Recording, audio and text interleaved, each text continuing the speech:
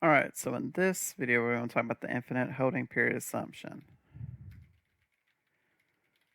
So this means you buy a stock that pays dividends supposedly forever, and you want to see what happens. So we'll have infinite holding period assumption, period dividends, present value, a growth rate, and required return. Let's have a required return of 15%, a growth rate of 7%. Let's do this for 120 periods. So you could do 1, 2, and then flash fill. But there's also a new function in Excel where you can do sequence. So I'll just do sequence 120, and it will overfill, but it'll do 120 for us. Dividends will be 0, 0, 0. Start in period 4 at $1.50, and then it will be from then on that previous dividend multiplied by 1 plus the growth rate to get the new dividend.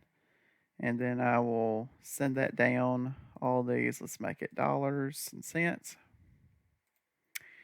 Present value will be equal to the following formula.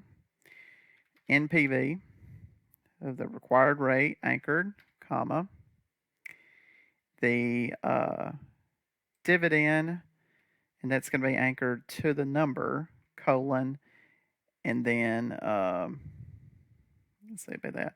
Go back in here and anchor this number, so that way I can drag it down. You'll see what happens in a second when I do this. So if I double click to send this down, you can see just pulling a random one, what it does is it pulls all those dividends, all those cash flows, which is exactly what we want. I'm now going to highlight the 1 through 20, then control and point and click and hold the dividends.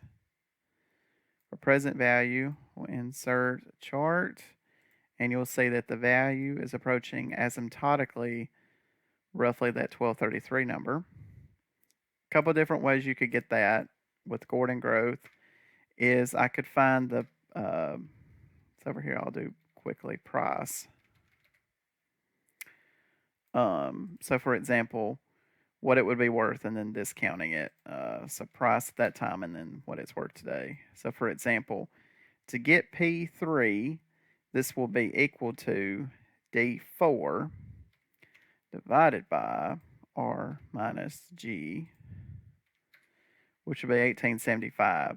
That value today, be the present value. We'll do this rate.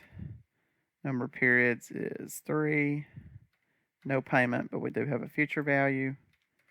So you can see that price today is 1233, which represents the asymptotic approach.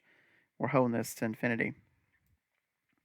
If I were to do this with another example, so let's suppose, for example, I did this. If I found the value, I can change it to price of the value. So for example, if I did V4,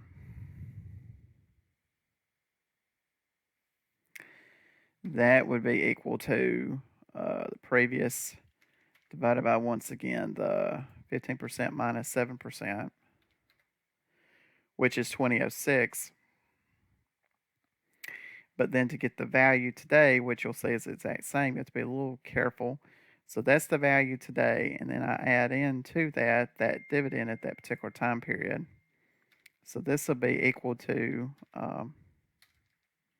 present value, the rate of 15%,